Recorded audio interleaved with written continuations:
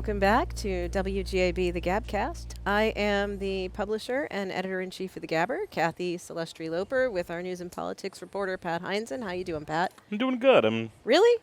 I'm winding down. Okay. So you'll notice it's a little bit different format. Usually our assistant editor leads off, but and also usually we don't have wine. But it has been, can I say, a wild week?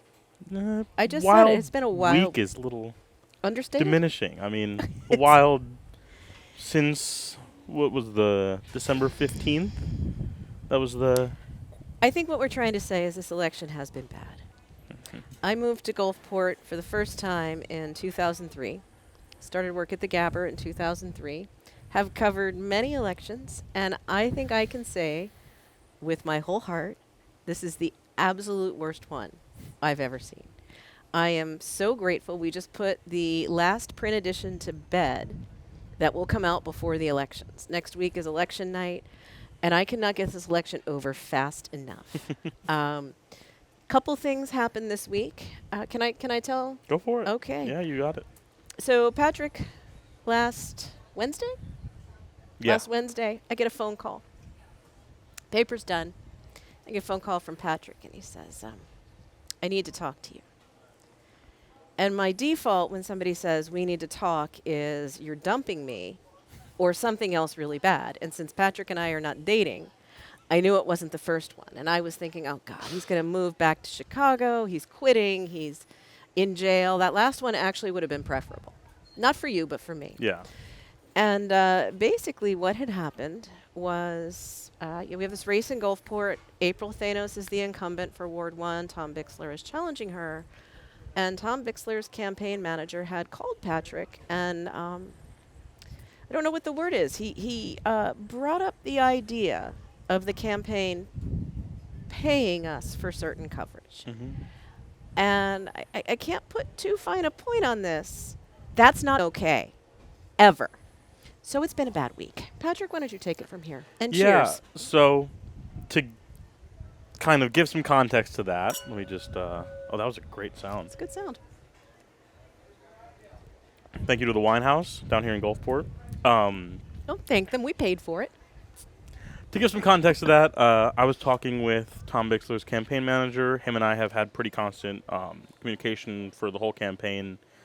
Most of it has been him calling me or him reaching out to me about issues. And that's kind of been what he considers his job as a campaign manager, is to continually talk to me and keep me updated on information, try and learn more about the city because he lives in Michigan, and learn more about, I believe he has a Florida phone number, so I know that, but he's up there in Michigan right now, and he just wants to learn more about what's been going on.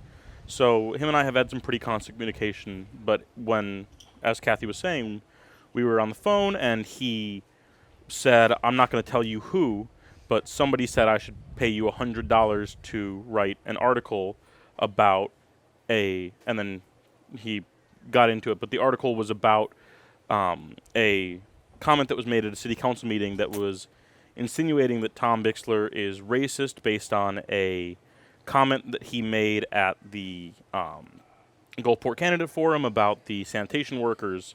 The person who gave the comment didn't directly say Tom Bixler by name, but they said if you watch the Gulfport Candidate Forum, you'll know who said it. So that was where that came, and then Bixler's campaign manager, Alex, he ended up telling me, I'm not going to do that because I respect your journalistic integrity too much. And he went on to say that, and then he clarified that he was not intending it to, he said, I hope that, I didn't mean to imply a bribe. I just wanted to say that that's what something said to compliment your integrity. So that's where that all came about. Can I stop you? Yeah, of course. So a couple things that I don't want us to get too mired in this about he didn't offer it, because there's never a situation. And if you read the publisher's note this week in the Gabber, because I had to write one, we had to do a whole thing. The point that you've mentioned, that is a problem. Like, don't ever say to a journalist, oh, I could pay you, but I won't. Because that's kind of a tell me you're trying to bribe me without telling me you're trying to bribe me type of thing.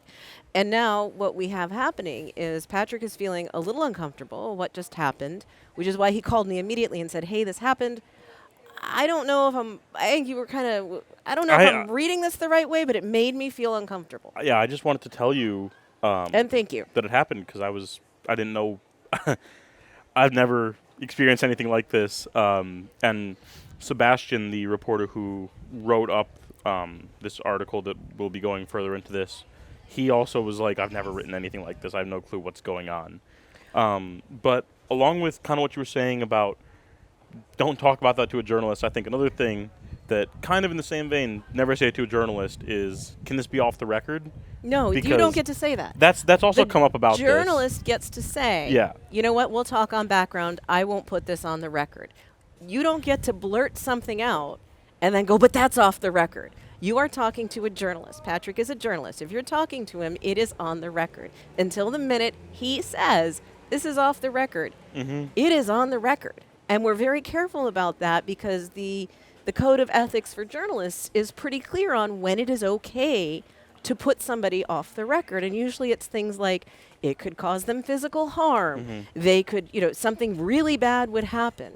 People thinking that you're campaigning for someone when you said you aren't is not a good enough reason to go off the record. Mm-hmm. You violating your own code of ethics for your industry is not a good enough reason for us to tell you you can go off the record. You saying, I'm going to tell you about this mafia boss who's going to kill me, that's a reason to go off the record. Yeah. To my knowledge, No no. mafia boss. Well, something to look forward to for next year's election. But when it gets down to it, it's just the thing of it all is when it comes down to the issue of like speaking with Tom's campaign manager or something being off the record or anything like that, it comes down to it's not our job to pass judgment on that, or if something's off the record, it's not our job to protect that. Or if you come in and you say, hey, I don't know if I should be telling you this, and then say something to me or to any of the other journalists, it's not our job to protect that. It's our job to present facts to the readers. And as a journalist, that's one of the only things that's the biggest thing we can do is report on truth and fact and continue to provide people with truth. That's the reason I got into journalism. This is what happened. You draw your own conclusions. Now, I am not saying whether I think Tom Bixler is a racist, because honestly, I don't know. I haven't had that experience, and also in my experience as a white woman, I'm not going to know you're a racist until you really, really work to show me. I have no clue. We're not talking about that. What I will get passionate about and what I will take a stand about is that this newspaper is an actual newspaper, and we don't operate that way. And what really did upset me is by putting you in that position now, we basically have to yank you off the whole story.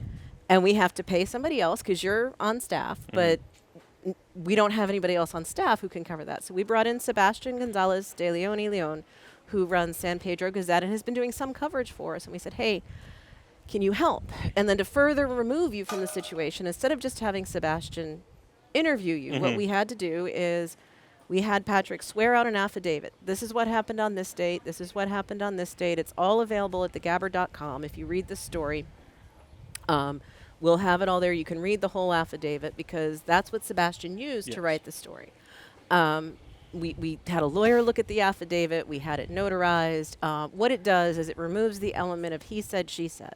Although, when Sebastian called Alex, the campaign manager, he agreed to be recorded, and he confirmed. He said, yeah, I did, but I didn't actually offer it to him, so it's not a bribe. And I don't think he understands, that's how bribes are offered. I mean, it's not that simple. He did clarify over and over again that it was meant to just be a compliment to me and that he knows that I wouldn't do that. See, but that's like when you and Cam try and high five when you do a good job for something you're getting paid to do anyway.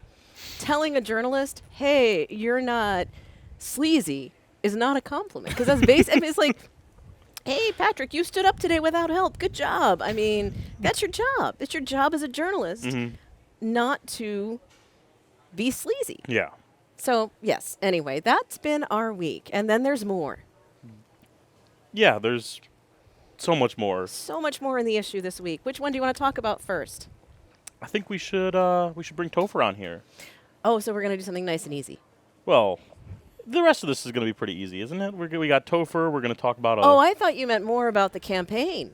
No, we're not. We could talk about. I mean, kind of tied into that issue. One of the main reasons why I've been talking with Alex so much was postcards. But her postcards. If you live in Gulfport, there's a very good chance you've gotten a postcard from the April Thanos campaign. Well, not from her campaign. That's in support of April Thanos. It is not from the April Thanos campaign. Sorry. And that became an issue with Tom's campaign manager, Alex, because these postcards were being sent from people with no last name, all across the country, listing April as a Democrat, and people were getting over 5 of them sent to their house in a very, very short span. So it became an issue, and one of the issues that came up was it's not disclaimed.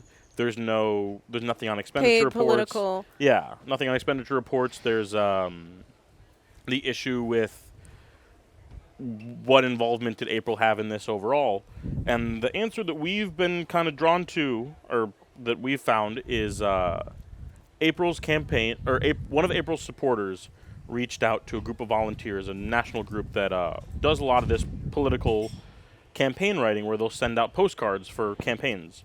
And it's organized by an independent group of volunteers. It's not a political action committee or anything. And they were the ones that sent it out. And originally it was only supposed to be about 3,000 for the whole city, but it became significantly more. But it became 3,000 per address. It became significantly more.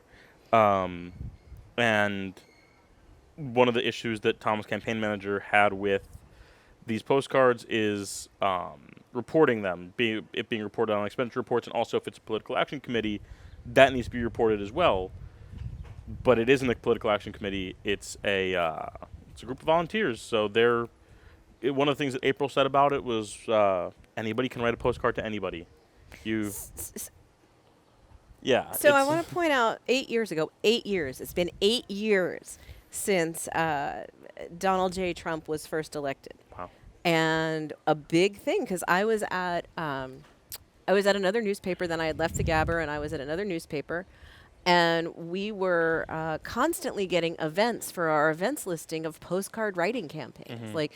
And people would get together and send postcards, much like the ones we've received. Hey, don't vote for this don't vote for this person, don't do that and that. So, I mean, it didn't surprise me that April didn't know about it. I mean, yeah. I can't prove whether she did or didn't. I know that she says she didn't know about it when it started. Mm-hmm. I've spoken with a lot of people, because whenever something goes on with one of the candidates and then a community member comes to us about it, and I speak with them and we don't write something about it. Let's say people are probably going to know about, we received some, people have talked to us about Tom Bixler's RV. And one of the things that people have said to me a couple times is, you're just going to take their word for it? And to an extent, yes, because we are not the New York Times. I mean, the entirety of our newsroom is you and I, Cameron over there, and Sebastian right now. Mm-hmm. I mean, we're doing, I think, a hell of a job. There's not a research department. We look into everything. We research everything to our fullest. We make phone calls. We look online for whatever we can find. We talk to everybody involved, but there's only so much that we can find without having a private investigator to follow everybody and figures this stuff out. And that's okay. I mean, Yeah. if somebody's RV isn't legally registered somewhere, is that really a reason to elect them or not elect them? If somebody sent a postcard without the right verbiage on it, is that a reason to elect them or not elect them? I mean, there's that quote, journalists don't tell people what to think, they tell people what to think about. And I think with this campaign, it has been a constant assault from both sides that we had to very carefully pick and choose, what are we going to focus on and tell people to think about? Mm-hmm. And with a bigger newsroom, we might have covered everything. We might not have. I don't know. I think some of the things that were brought to us were definitely, and everything that I think unusual. that almost everything that has been brought to us, we've done our best to cover, because as a news and politics reporter, this is the biggest thing I do, and I started full-time here on December 15th, and I believe December 15th was the end of the qualifying period. So my whole full-time job here, I've been covering elections. Been a great 90 days for you, hasn't it? Everything that has to do with the elections has been my biggest. The most amount of emails, phone calls, texts I get has been from election stuff, and I think that it kind of gets lost in the way that we have. This week is going to be our longest paper because we had to boost it, but we have a pretty small amount of paper to print. We usually have 32 pages. This week we went to 40. And 32 pages means about 19 pages of copy. We have ads and all that kind of stuff, so that ties into arts coverage and food coverage and all that kind of stuff that we still do, because there's only so much we can write about elections. And this week we had planned 2 weeks ago, and we had next week planned 2 weeks ago, because we knew all of this stuff that was about to happen is filling up our paper for the next 2 weeks. It's going to be so boring for you next week. Anyway. I don't think the election will solve all of the issues coming up with this campaign. Oddly. Well, you've done a hell of a job, and I hope if you're watching this, you know a little bit better about where we stand ethically as a newspaper. Clearly, this is something I feel very passionately about. I encourage you, if you're watching this, thegabber.com. We're going to have all the coverage there. There's more. There was an article about postcards. There was an article about a falsified image that was going around. There was an article about it's just the campaign ad. The campaign ads. Like, just this election keeps vomiting forth content, and you can read it all at thegabber.com. But right now, we're going to move on to something lighter, happier. Yeah, unfortunately for our constant viewers, we don't have Kathy with a cop this week. I know we're all heartbroken about it, too. But we do have Topher with a tree. We do have Topher with she doesn't have a tree, but... Well, she is a tree. Intimate with trees. Well, that's a way to put it. So we're gonna bring Topher on. We're going to let y'all eat some arepas so you can talk about it for the next segment. Thank you all. Patrick, thank you. Yeah, I'm going to step away and let Cam step in, and she's going to take it from here. Awesome. Thank you, Kathy.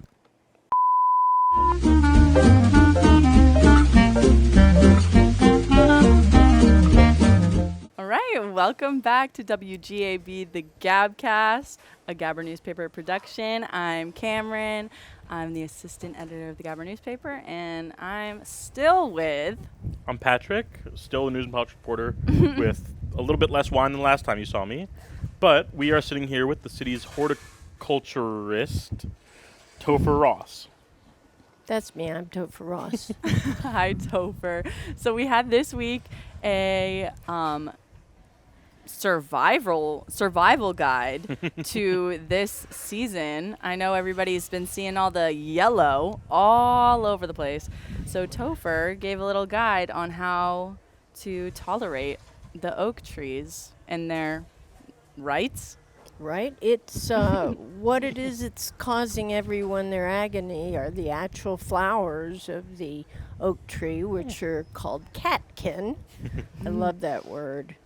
But I like your little meow at the end of your article. And as they fall from the tree, they spread their pollen. The oak trees are known for airborne spreading of their pollen as opposed to an insect.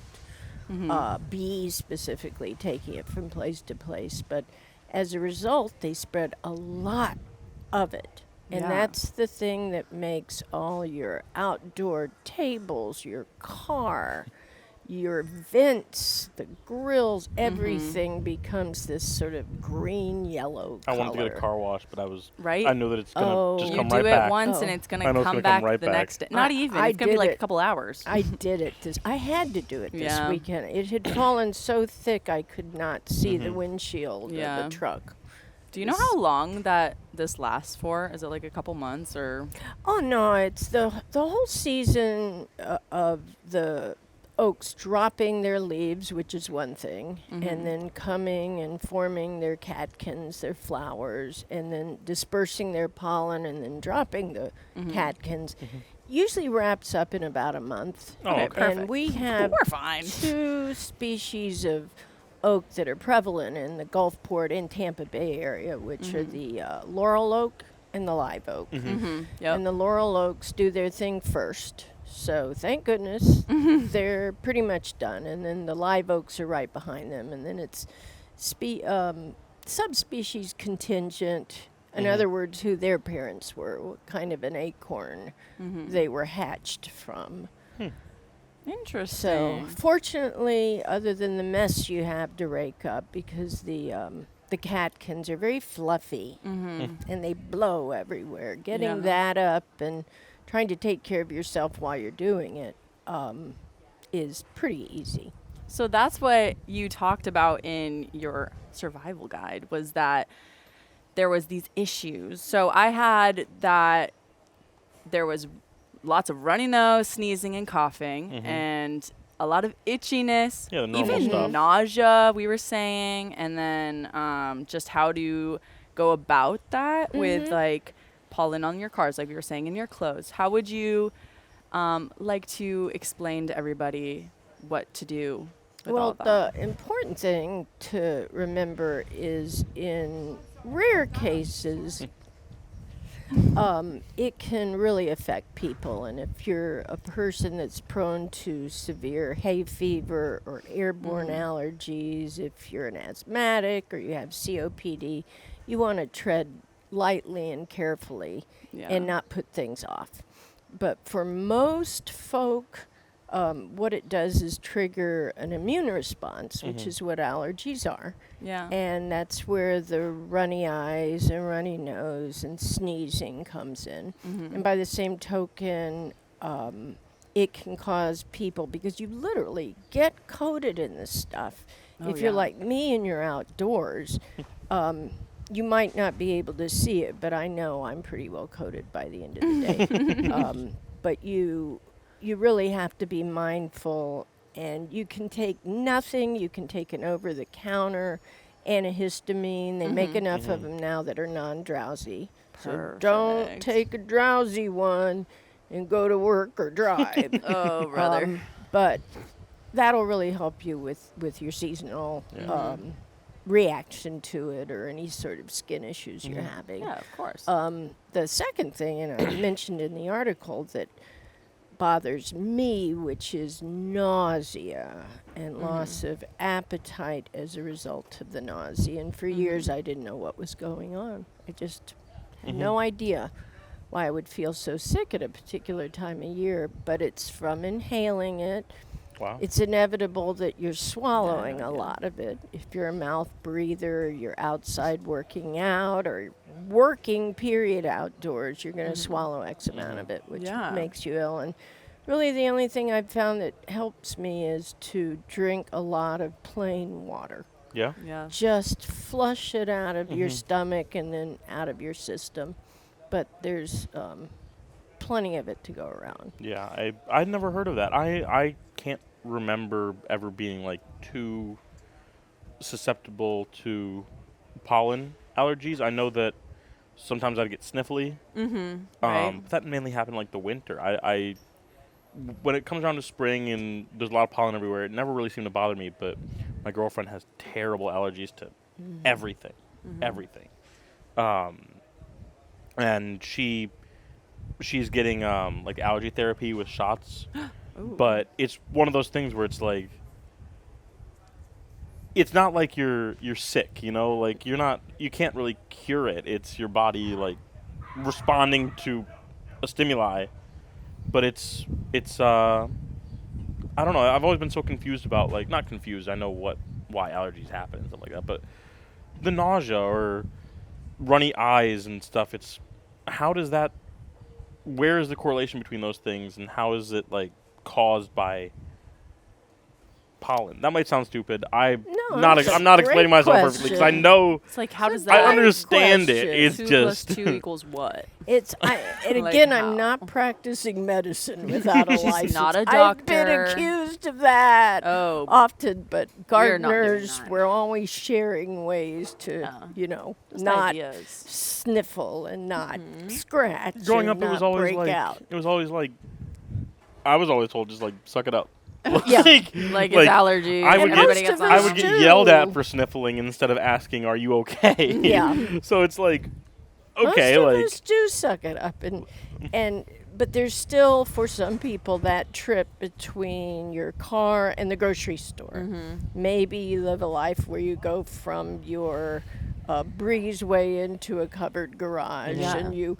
But for the most part, there's going to be a spot where you Yeah. go out and this foreign entity enters your body, which we have not developed the capacity to process Yeah. it as food like we do sunflowers, and it's an irritant. And I Yeah. forget what the things are in our body that say, danger, danger, let's get this thing out of here. Yeah. But it triggers that response, which is an immune response. Yeah. And that's when the runny nose goes into action.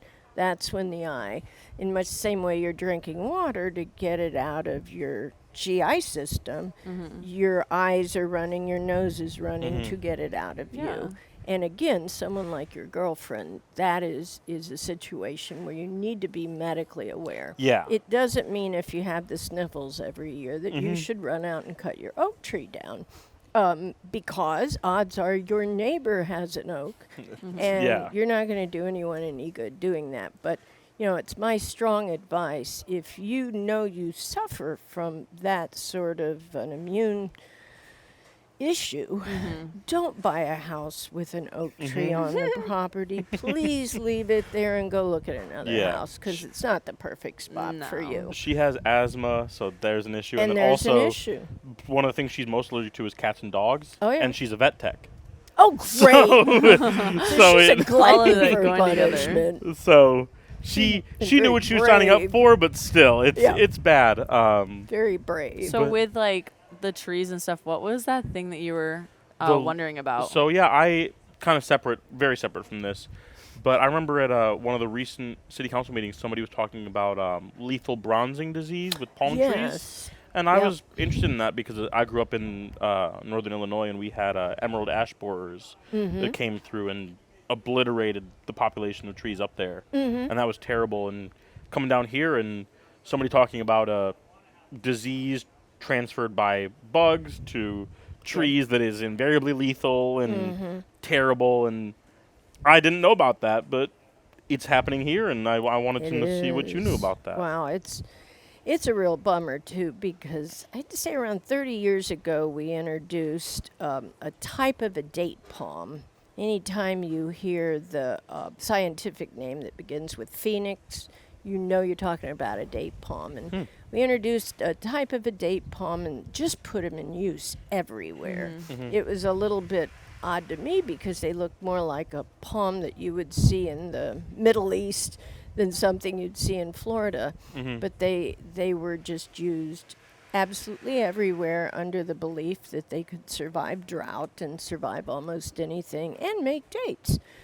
And then to have this invasion of a bacteria is what it is that's transferred from palm to palm by an insect. It can't be done with pruning, shears, or any of the things that transfer other blight. And we had one of our trees at Trolley Market be affected by Oh, it, wow. and we had to have it removed. Dang. And even though scientists are always working on more resistant strains, it's a bummer and it's expensive to treat. definitely. But we've had our fair share in Florida of plenty of things that take out whole populations, like the coconut palms. That Yeah. South Florida in particular, it was ubiquitous in the 50s and 60s. And another type of a bacterium called lethal yellowing came in and took all them out. So all the coconuts you see today are of a slightly different cultivar that are resistant to lethal yellowing. But scary enough, lethal bronzing is affecting some of our older queen palms and some of our state tree, the sable palm, Oh, wow. which is really scary. Yeah, Because definitely. not a lot can get to them. Yeah. Well, Well, dang. thank you so much, Topher. I just had has the this is separate as well, but has the sorry. Have you all done the tree giveaway this month or no? Oh, that's a great question. We have one coming up this Saturday This morning, Saturday. Wow, okay, actually. We're awesome. doing them every Nice. month, the third Yes. Saturday of the month, up until this upcoming, including this upcoming November. And this month's tree is going to be the green buttonwood tree. Oh yeah, y'all gave those out at which the first is- one, correct? We gave out some green buttonwoods. remember that. We actually planted one, Yes. but mainly what we gave out were the densipines. Yes. But the green buttonwood, for those of you anywhere in our area that live on or near the water, or now you're prone to the flooding with salt water, this is a tree that can withstand salt water and sitting in it. It's actually part of the mangrove forest system, but it's not one of the mangroves that is protected in Oh, wow, pruning okay. practices. Those are the other three. But yeah, commonly the mangroves forest in Florida consists of the red mangrove, those are the prop roots, and the black mangrove, those are the pencils, and the white mangrove, which is just sort of hangs out. And then the buttonwood, which has a thinner leaf, and historically, us old Florida crackers use the wood. We have a cracker in town. I take them all of the smaller branches I cut, but they're used in a smoker. Like out west, people would use mesquite. We use buttonwood. Huh. That's really interesting. Where can people go to get a tree? So they come to the Gulfport Neighborhood Center, 1617 49th Street North. This Saturday, the 16th, between 9 a.m. and 11 a.m. Awesome. That sounds great. Well, thank you so much for being here with us, Topher. I really appreciate it, and I hope you you have a good rest of your day. Thanks, Patrick. Thanks, Cameron. You're welcome. We will be right back with Kathy to talk about some arepas. Hell yeah. Super yummy. Yum.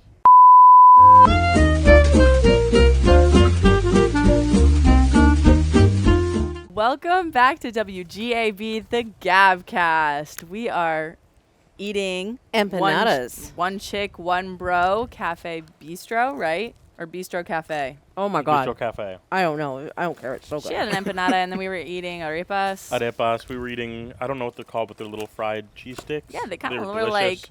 Yeah, they were so good. Yeah. I had some. Out there, I haven't been, but this was the first time I ate it, and both of you know I've been asking for arepas for the last week. I've just been... Kind of been a little annoying, but you've had a I'm week. sure, it's just... So, for those who don't know, arepas are a cornmeal-based sandwich. They're cooked flat, and then you cut open the middle. You put meat, cheese, Tofu. veggies, tofu, Chickpeas. whatever you want in there.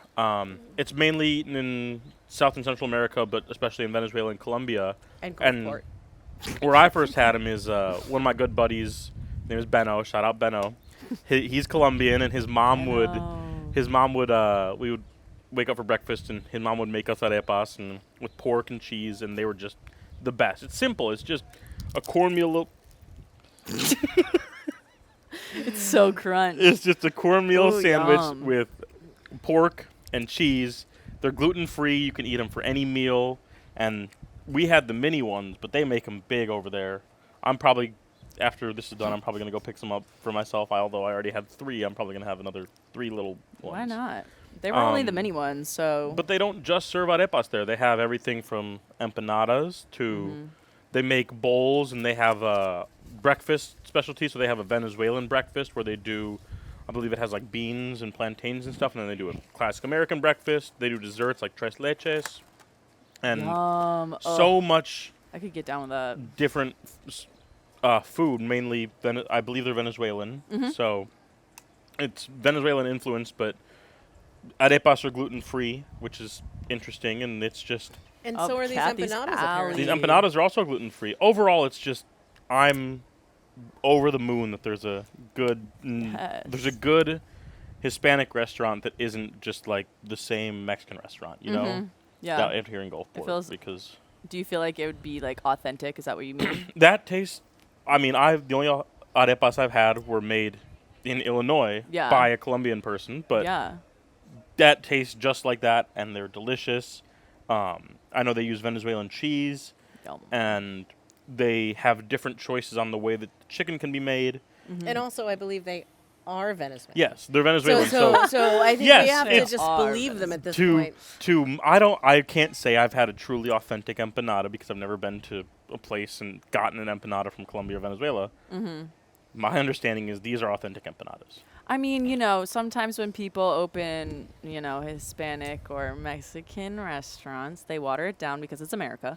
And I just didn't know. No, I didn't know. love Chipotle, but I'm not going to sit here Chipotle and say is Chipotle is not- Mexican. yeah. Chipotle is not Mexican food. No, it's not. As a very So- white woman, I'm going to go out on a limb here and say Chipotle is not true Mexican. No, it's not. No, that's I love exactly what we're saying. I agree. I eat too much Chipotle. I eat way too much Chipotle. I love Chipotle, but I'm not out here saying it's Mexican food. I'm No. going to say, had you taken the bribe, you could have gotten a little more Chipotle. Oh, brother. I Yeah. just like to bring it full circle. Yeah, you're Full right. circle. But And scene. That was great. Brother. No, Anyways. are we not done? Sorry. anyways, No. One Chick One Bro, a new So good. restaurant out here it's on 49th Street South, And Newton. and Newton. Yeah, it's between 14th and 15th Avenue South. I on couldn't find it 49th this morning, so that'll help me. Yeah, so thank you to One Chick One Bro for the arepas. We paid for them, but still thank you. Just thank you for being here and And- making them. I think. Yeah, Yeah, it's I mean, so good.